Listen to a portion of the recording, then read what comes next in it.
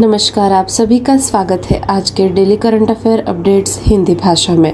आज का पहला अपडेट है, मणिपुर ने पूर्वोत्तर ओलंपिक खेलों में लगातार दूसरी बार 85 स्वर्ण सहित 237 पदकों के साथ शीर्ष स्थान हासिल किया।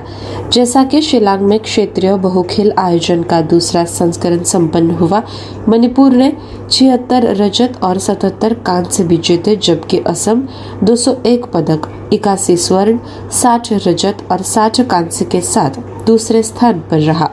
अरुणाचल प्रदेश तीसरे स्थान पर रहा, जबकि मेजबान राज्य मेघालय 149 पदक, 36 स्वर्ण, 35 रजत, 78 कांस्य के साथ चौथे स्थान पर रहा, जो पहले संस्करण में 39 पदकों के साथ छठे स्थान पर रहने की तुलना में काफी बेहतर प्रदर्शन था।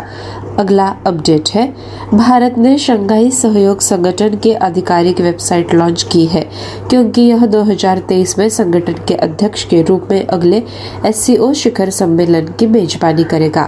भारत ने हाल ही में उज्बेकिस्तान के समरकंद में SCO की घूर्णन अध्यक्षता प्राप्त की। शंघाई सहयोग संगठन के सदस्य देशों के नेताओं ने समरकंद शहरों में राष्ट्राध्यक्षों की परिषद के बैठक में समरकंद घोषणा पर हस्ताक्षर किए। भारत सितंबर 2023 तक एक वर्ष के लिए संगठन की अध्यक्षता करेगा। अगला अपडेट है राज्य समाचार का। डोनी पोलो हवाई अड्डे अरुणाचल प्रदेश में पहली ग्रीनफील्ड सुविधा का उद्घाटन प्रधानमंत्री नरेंद्र मोदी द्वारा किया गया था। राज्य की राजधानी ईटानगर ने लगभग 15 किलोमीटर दूर होलोंगी में स्थित हवाई अड्डा सीमावर्ती राज्य को वाणिज्यिक उड़ानों के साथ साथ हेलीकॉप्टर सेवाओं के माध्यम से अरुणाचल प्रदेश के अन्य हिस्सों के साथ अन्य भारतीय शहरों से जोड़ेगा। फरवरी 2019 को पीएम मोदी द्वारा हवाई अड्डे की आधारशिला रखी गई थी।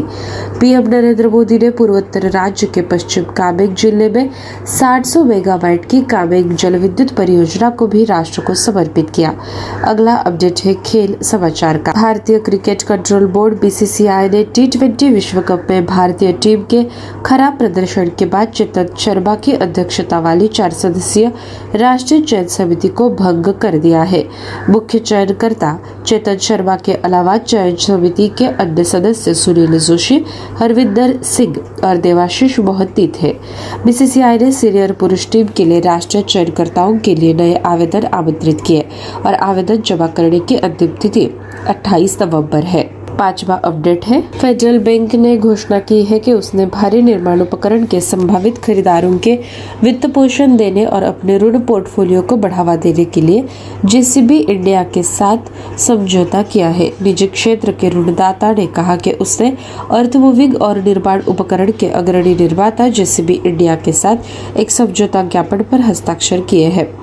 व्यवस्था के तहत फेडरल बैंक निर्माण उपकरण निर्माता का पसंदीदा वित्त भागीदार है, जहां JCB के साथ ग्राहक प्रतिस्पर्धी ब्याज दरों पर ऋणदाता से ऋण प्राप्त कर सकते हैं।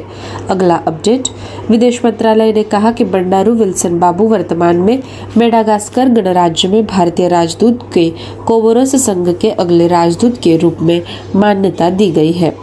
2004 बैच के भारतीय विदेश सेवा अधिकारी विल्सन बाबू ने पहले यूरेशिया डिवीजन में संयुक्त सचिव के रूप में कार्य किया था। उपराष्ट्रपति वेंकैया नायडू ने अक्टूबर 2019 में कोमोरोस का दौरा किया। यह किसी भारतीय राजनीतिक गणमान्य व्यक्ति द्वारा संघ की पहली राजकीय यात्रा थी। उपराष्ट्रपति की यात्रा के दौरान 6 समझौते ज्ञापनों पर हस्ताक्षर किए गए। अगला अपडेट, केंद्रीय जनजातीय मामलों के मंत्री अर्जुन मुंडा ने कहा कि सरकार ने तीरंदाजी कौशल का पोषण करके आदिवासी बच्चों में प्रतिभा को बढ़ावा देने के लिए देश में 100 तीरंदाजी अकादमी स्थापित करने का फैसला किया है।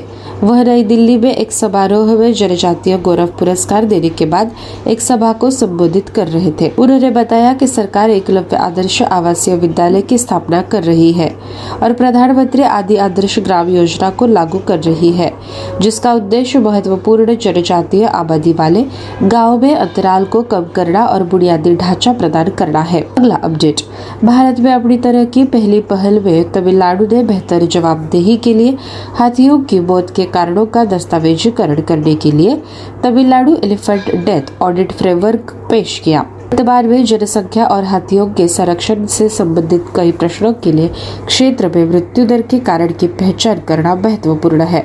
फ्रेमवर्क पारदर्शिता में सुधार करेगा, परिणामों का आकलन करने में सभी हितधारकों की सहायता करेगा और अंततः मानकीकरण की सुविधा प्रदान करेगा और मृत्यु दर के कारणों की अधिक विश्वसनीय तुलना में सहायता करेगा। अगला अपडेट, त्रिपुरा के मुख्यमंत्री डॉक्टर माणिक साहा ने कहा कि उनकी सरकार सभी केंद्रीय और राज्य प्रायोजित योजनाओं को हर दरवाजे तक पहुंचाने के लिए काम कर रही है। लोगों और सरकार के बीच एक सेतु के रूप में कार्य करने के लिए एक नया पोर्टल अमर सरकार लॉन्च किया है। मुख्यमंत्री ने अगरतला के मुक्तधारा सभागार में अमर सरकार की शुरुआत करते हुए कहा, राज्य सरकार अमर सरकार या हर एक नागरिक की सरकार है। हमारी सरकार लोगों की उम्मीदों को पूरा करने और उनकी समस्याओं को हल करने के लिए लगातार काम कर रही है।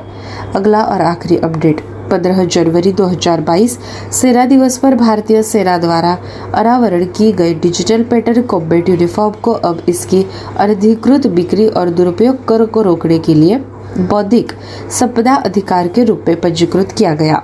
12 लाख की मजबूत सेना ने स्वामित्व स्थापित करने के लिए नए छद्मवर्ण पैटर्न और डिजाइन के पंजीकरण की प्रक्रिया पूरी की। भारतीय सेना ने एक बयान में कहा, पंजीकरण को पैटर्न कार्यालय की आधिकारिक जर्नल में अंक संख्या 42/2022 दिनांक 21 अक्टूबर 2022 के माध्यम से प्रकाशित किया गया है। दोस्तों, ये थी हमारी आज की daily current affair update Hindi भाषा में। मिलते हैं अगले सत्र में। आप सभी का शुक्रिया।